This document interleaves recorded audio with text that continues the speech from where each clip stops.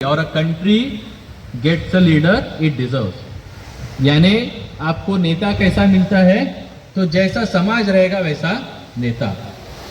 समाज अगर देशभक्त है तो समाज से आगे आने वाला जो नेता है, क्योंकि वो उसी समाज से आगे आता है, तो वो भी वैसे ही देशभक्त, देश के बारे में, अपने संस्कृति के बारे में सोचने वाला होगा।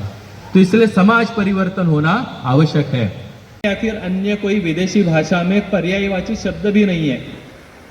जैसे अगर हम कहें इडली को इंग्लिश में क्या कहते हैं, तो इडली के लिए दूसरी किसी भाषा में, यानी मराठी में भी इडली के लिए पर्यायवाची नहीं है, इडली को इडली कहना पड़ता है।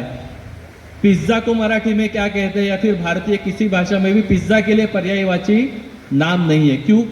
क्योंकि पिज्जा यह संकल्पना वहां की है और इडली यह संकल्पना अपने यहाँ की है। इसी प्रकार से धर्म यह संकल्पना अपने देश में उपजी है, इसलिए धर्म का ज्ञान हमें है, बाकी देशों में धर्म का ज्ञान नहीं है। तो यह धर्म क्या है? तो धर्म क्या है? तो प्रकृति ने हमें दिया हुआ कार्य है। यानी क्या? तो अग्नि का धर्म क्या है? तो ज्वाला, तप देना, जलाना, यह अग्नि का धर्म है। पानी का धर्म क्या है? वजह से करीब करीब 2000 भारत देश के ऊपर अपनी जो वैभव संपन्नता थी उसको लूटने के लिए कई बार आक्रमण हुए, और अपना समाज जो है वो हर बार संघर्ष के एक स्थिति में रहा।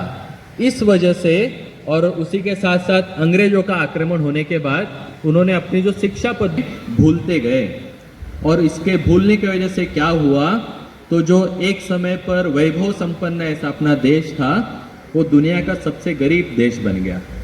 जहाँ पर ज्ञान विज्ञान की बात होती थी वहाँ पर असाक्षरता, अनपढ़, यह बहुत मात्रा में बढ़ गया। और परिस्थिति कैसे बदल गई?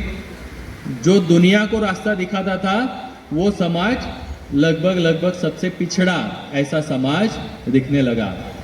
जहाँ पर ऐसे हजारों महापुरुष होकर गए जिन्होंने एक भी लड़ाइयाँ हारी नहीं, जिन्होंने अपने पौरुष से पूरे विश्व में अपना प्रभुत्व जमाया था, लेकिन अपना समाज दुर्बल हो गया ये हजारों वर्ष के आक्रमण से। और कितना दुर्बल हुआ, इतना एकांत हुआ कि 1000 लोग भी अगर इकट्ठा है फिर भी हर एक व्यक्ति, हर एक हिंदू को लगता था अरे मैं अकेला ही हूँ,